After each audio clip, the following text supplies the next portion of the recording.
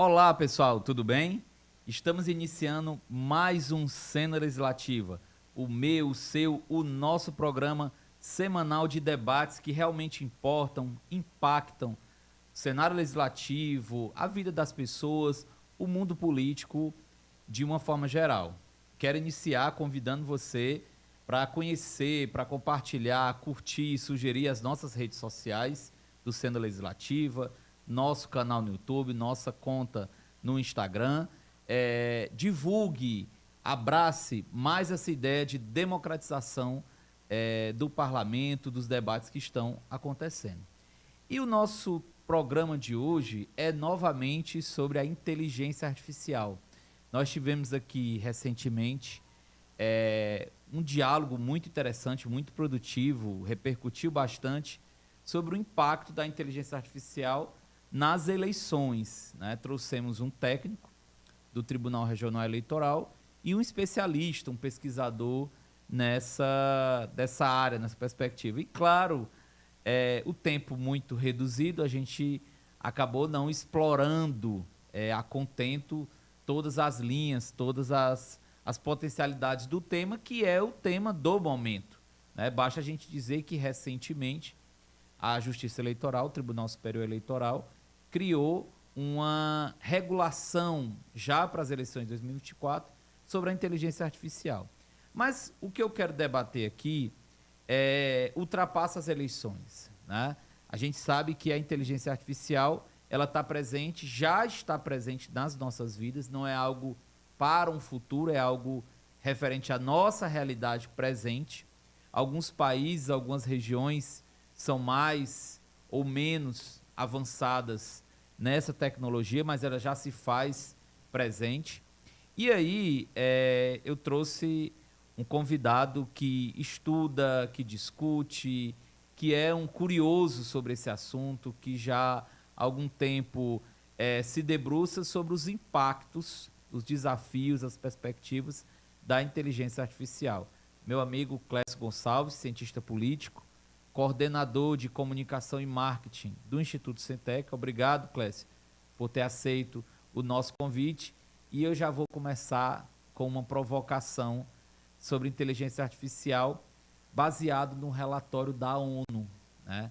A ONU recentemente reuniu especialistas em uma das suas convenções e informou que até nos próximos 30 a 40 anos, praticamente 40% das profissões no mundo serão afetadas pela inteligência artificial. Isso é exagero? Isso tem base? O que é que você acha? Obrigado, novamente. Eu que agradeço o convite, Cleiton. E falando aqui do relatório, entre 30% e 40%, e não é exagero, já começou, na verdade. O que acontece é que o impacto tem um impacto positivo e negativo. O negativo é para quem trabalha com tarefas repetitivas, né? Relatórios, o mercado financeiro, um trade de mercado financeiro vai ser impactado. Porque hoje você tem inteligência artificial que faz todo o mecanismo de busca por ações de forma automatizada. O trabalho administrativo vai ser impactado, o trabalho de um contador vai ser automatizado por uma AI, né? Uma AI, no caso. Então, assim, em compensação, vão surgir novos trabalhos, novas formas de utilizar essas ferramentas. Por exemplo, um trade vai ter que se adaptar e utilizar da forma correta.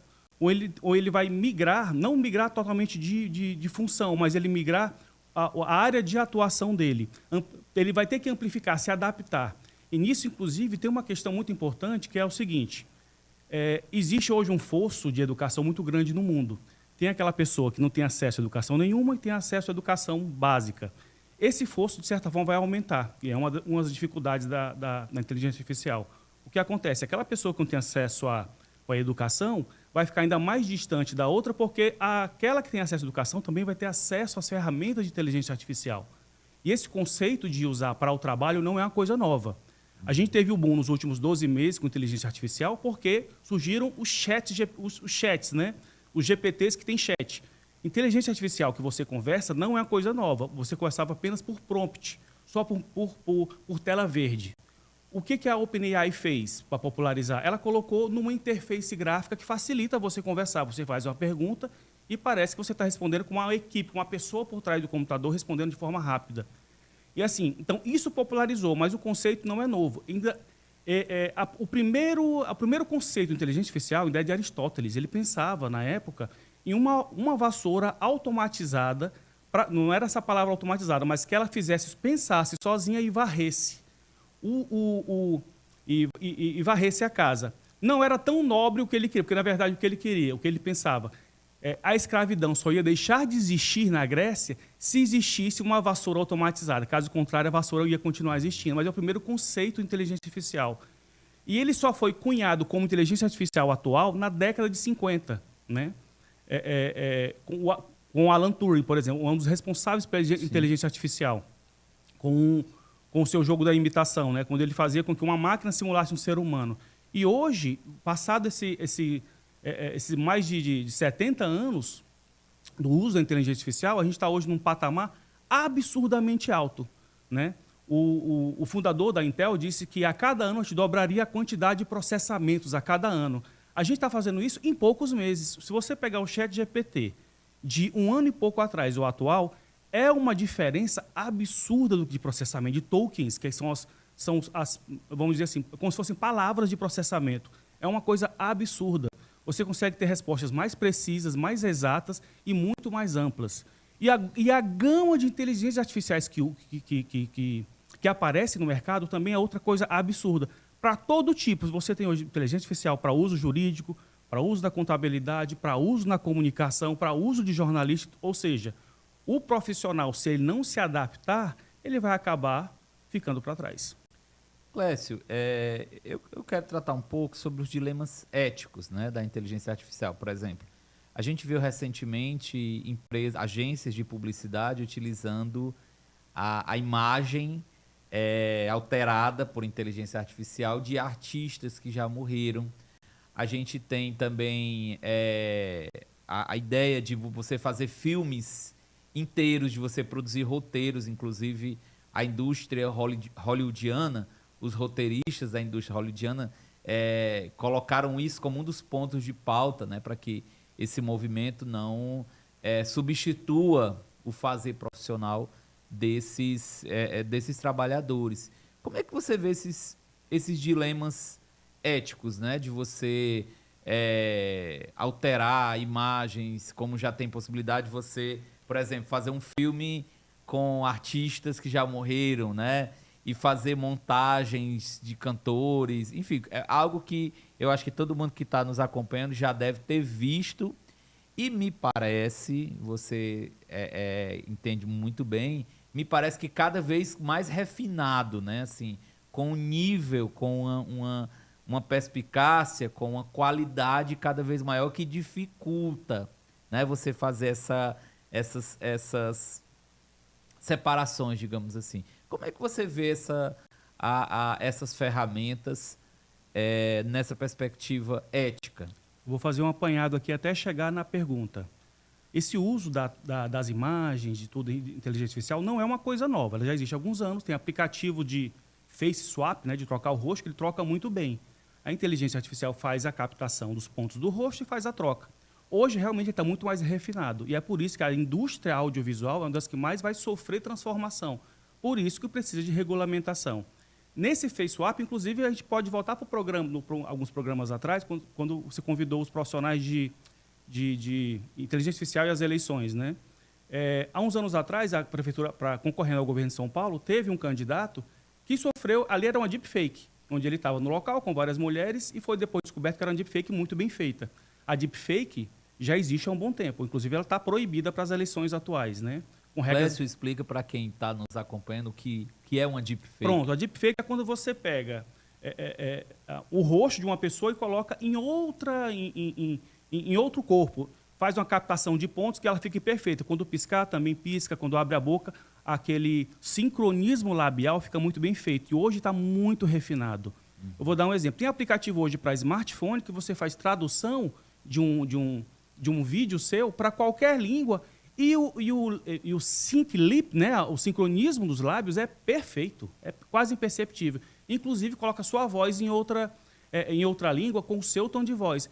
Por isso que teve essa greve, né, nos Estados Unidos sobre o uso das inteligências artificiais, como ela vai impactar o emprego. Eles têm que proteger o emprego porque essa transformação é tão rápida que o volume de desempregados pelo uso dela massivo gere um bolsão de desempregados e profissionais que passaram 30 anos para chegar onde estão e podem ser desempregados por algo que foi desenvolvido em poucos meses, né? Voltando aqui para a indústria audiovisual, sobre a questão da questão ética. Você, inclusive, é um limite muito tênue, né, entre a parte ética e a não ética em relação ao audiovisual, principalmente na parte de desenho, de pintura.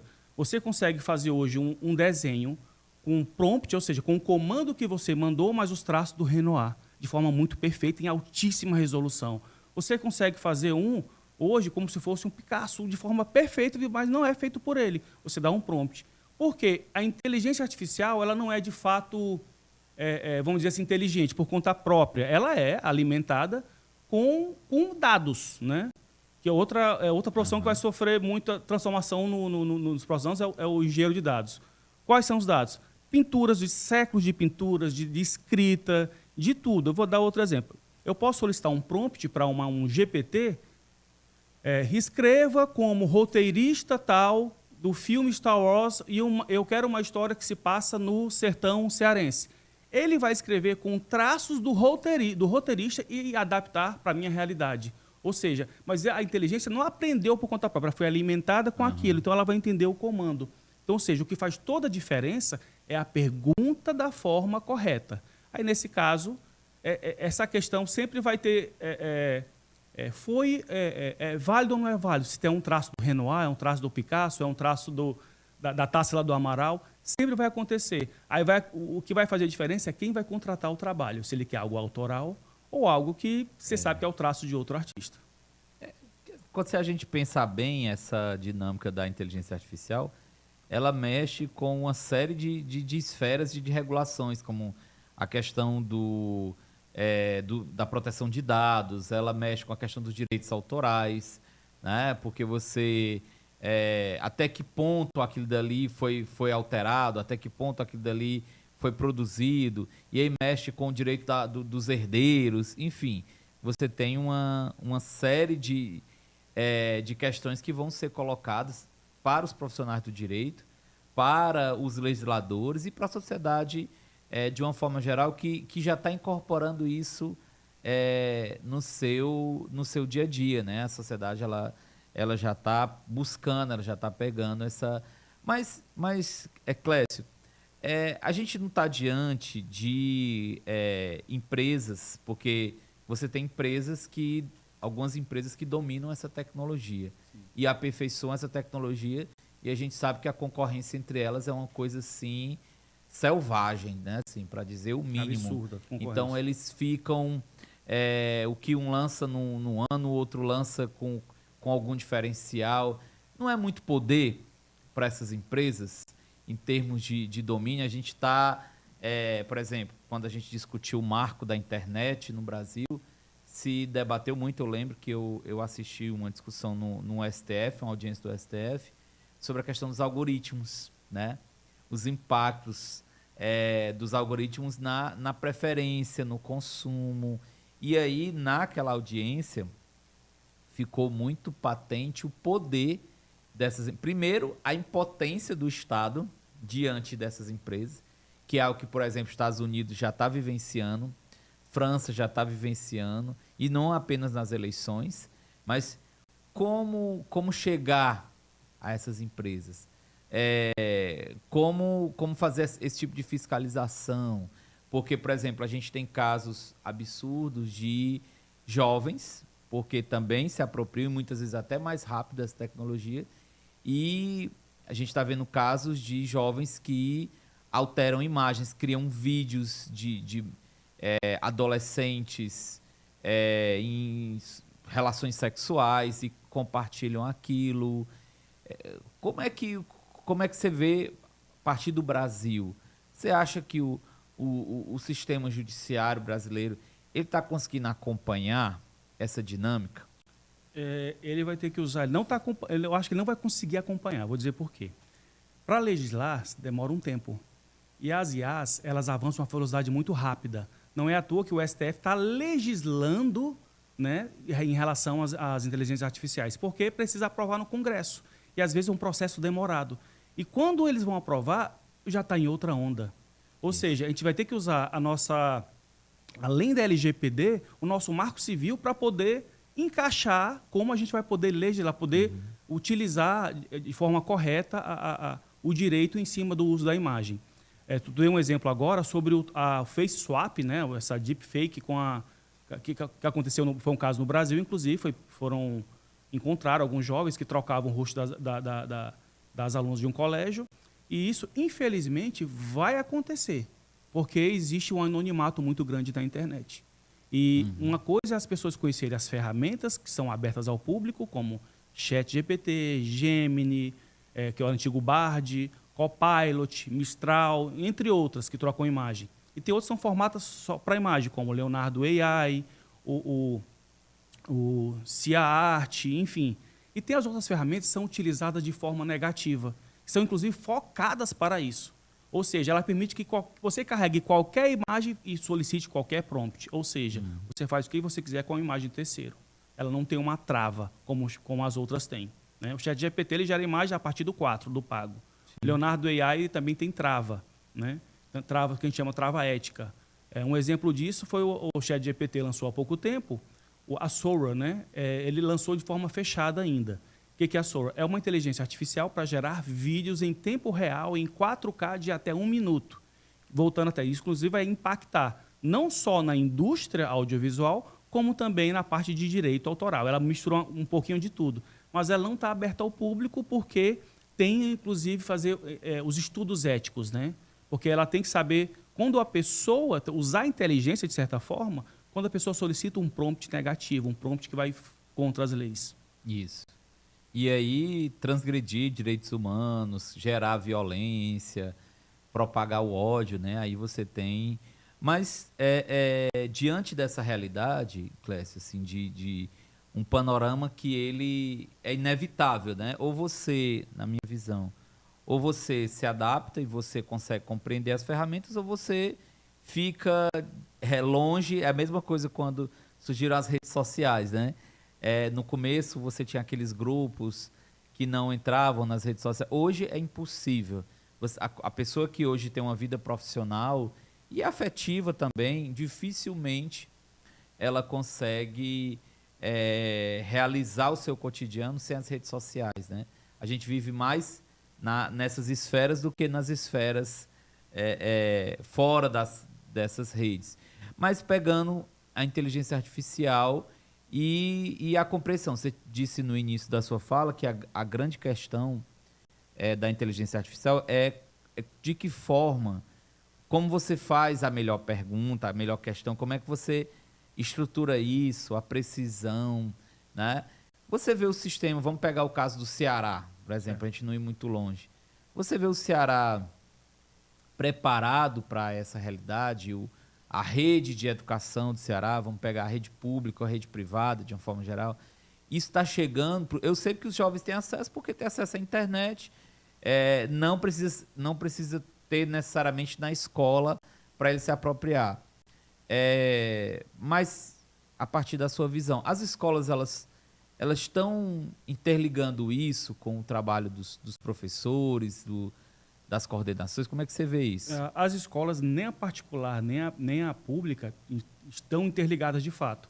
A particular, pelo menos, ela já estuda, né? Tem, inclusive, ferramentas dessas de ensino que já, de certa forma, já utilizam na metodologia para facilitar o processo, mas não em sala de aula. É mencionado em sala de aula, mas não utilizado em sala de aula, né? Inclusive, os colégios são híbridos, que usam um notebook, como o próprio Google Chrome, ainda não se adaptaram para utilizar a ferramenta dentro de sala de aula, que é outro desafio, a utilização do educador. Ela pode auxiliar o professor, mas não substituir. Como ela pode auxiliar? No que for repetitivo, no que facilitar para o professor ter ganho de tempo. Porque a parte criativa, de fato, que é o que diferencia o homem dessa máquina. Um exemplo disso eu posso até ter uma inteligência artificial que copie um pintor. Mas sempre teve um ser humano que fez o traço inicial. Ele não cria um traço do zero, ele é carregado com dados. E desse carregado com dados é o profissional que vai ter emprego no futuro. É o cientista de dados, que ele vai saber ser responsável por carregar de dados. Nesse caso aí, as escolas ainda não estão preparadas, não entraram, vamos dizer, nessa onda de fato, não estão inseridas, né, na inteligência artificial. E isso é muito preocupante, né? Porque você acaba tirando essa prerrogativa da escola, né? A escola, por exemplo, a gente teve, por exemplo, nas últimas semanas, um número muito grande de medidas e sugestões do Ministério Público acatadas em algumas redes de proibir os celulares em sala de aula, né? A gente teve isso em Minas Gerais, Paraná, Goiás. É uma tentativa de, acreditando que se o jovem não está com aquele dispositivo, ele vai se concentrar. É um desconhecimento quase que completo da neurociência da educação, né? Sendo que hoje quem trabalha com a cognição educativa já diz que o melhor caminho é você utilizar a ferramenta. É você fazer com que aquele jovem que está carregando o dispositivo, a partir daquele dispositivo, ele interaja com as ferramentas didáticas da sala de aula. Não que ele tenha que deixar numa bolsa, né? Porque isso já faz parte, é quase que um apêndice do ser humano na nossa sociedade, né? Esse teu exemplo é excelente, porque o que foi solicitado? Que se retire o celular do colégio. Esses devices, dispositivos eletrônicos, eles vão existir e o aluno, quando chegar em casa, ele vai pegar, o jovem vai pegar. Então, o colégio tem que se adaptar para saber fazer o uso híbrido, porque o que vai acontecer? Não dá mais para dissociar o ser humano desse outro membro, que é o smartphone. Então, ou seja, não quer dizer que tem que permitir em sala de aula de toda forma, mas saber como utilizar. Um exemplo disso é você ter um material de apoio via dispositivo, via celular. O material de apoio ele vai ter de vídeo, que ele auxilia. Por exemplo, o professor fala sobre um determinado tema e o tema ele pode, o aluno quiser aprofundar em casa, ele assiste os vídeos, que é o material. O colégio da minha filha, por exemplo, faz isso. E minha filha chegou outro dia, ela só tem 10 anos, perguntou: papai, eu quero utilizar o chat GPT. Eu perguntei: por que você quer usar o chat GPT? Eu fiz uma história em quadrinho e eu vi na TV que ele ajuda a melhorar a história em quadrinho. Ela já entendeu, essa geração nova, já entendeu que você pode usar como uma ferramenta de auxílio, né? Então, assim, você proibir totalmente é algo negativo, é botar para a idade da pedra. Então, você tem que utilizar de uma forma que agregue. Aí, Clécio, para a gente chegar na reta final, porque eu sei que tem muitos pontos, muitos temas aqui para discutir, mas tem um ponto que eu queria te ouvir. Muitos especialistas, até chefes de Estado, começam a argumentar, tendo em vista essas pesquisas que dizem que a inteligência artificial ela vai impactar, ela vai gerar uma massa de desempregados, parte deles não vai conseguir se recolocar, né? Porque quando a gente diz assim, olha, mas vão surgir novos empregos, algumas pessoas elas têm esse dispositivo de buscar, outras não, outras por uma série de fatores, elas vão, digamos assim, precisar de um apoio. E muitos especialistas eles estão chamando a atenção para a urgência de uma renda básica universal, ou seja, você tem que ter na pauta, inclusive o Brasil, que está presidindo o G20, colocou isso como uma das pautas da sua presidência no G20, que é o grupo que reúne as 20 maiores economias do mundo, de você estruturar uma renda básica nos países justamente para criar uma rede de proteção estruturada, sustentável, para esses grupos que não vão conseguir acompanhar. O que você acha disso? Sobre a renda, vou começar pelo final, sobre a renda básica. Ela vai ser fundamental. Porque o que acontece? Como a gente mencionou antes, a velocidade que a inteligência artificial avança não dá para alcançar, o mercado de trabalho não consegue alcançar e reabsorver. As vagas de trabalho que vão surgir são muito técnicas, ou seja, não é vaga para todo mundo. Ironicamente, os países que mais geraram desempregados com inteligência artificial no último ano são os países mais desenvolvidos, porque eles já estavam no patamar digital. E os países que ainda estão em subdesenvolvimento ou quase alcançando desenvolvimento tiveram menos desemprego. Por quê? Eles não estão tão digitalizados. Aquele que estava digitalizado, o que ele fez? Eu tenho 10 vagas vou dar um exemplo, de redatores publicitários. Eu vou deixar 2 como revisores, um redator sênior, um revisor, e o resto eu deixo para um GPT me auxiliar. Um país subdesenvolvido, ele é mais agrário, ele é mais industrializado da forma mais mecânica, com menos computador, com menos inteligência. Eu digo inteligência, que eu digo artificial. Então, assim, ele sofre menos esse primeiro impacto. Só que ele vai sofrer porque o país, ou seja, aquele local, vai chegar nesse ponto. E quando chegar nesse ponto, vai ser impossível alcançar. Então, ou seja, nós precisamos de uma renda universal. O próprio Elon Musk, numa entrevista no primeiro semestre de 2003, ele falou, foi num fórum social mundial, ele estava sendo entrevistado e perguntaram sobre esse avanço da tecnologia da inteligência artificial. Como você acha que vai ser a geração de emprego? Ele, olha, não vai gerar tanto emprego, mas a gente vai precisar de uma renda universal. Um dos homens mais ricos do mundo, falou em renda universal, porque no topo ele viu que ia ser necessário, porque a velocidade de desenvolvimento, de avanço da inteligência, não dá para o mercado de trabalho acompanhar. Ok, gente, acho que a gente já aprendeu bastante, discutiu aqui uma série de pontos. Claro que o tema não pode ser esgotado em 2 programas, porque é um assunto palpitante, né? Assim, quente, e tem muitas questões a serem debatidas. Quero agradecer novamente a presença do meu amigo, coordenador de comunicação e marketing do Instituto Centec, cientista político, Clécio Gonçalves, que trouxe aqui pontos e sugestões e deu nomes aos bois, né? Assim, já trouxe ferramentas de inteligência artificial para a gente explorar. Obrigado, Clécio. Muito obrigado pelo convite, Cleiton, e estou à disposição para quando quiser conversar mais sobre tecnologia, inteligência artificial e o que for. Perfeito. Esse foi o nosso Cena Legislativa.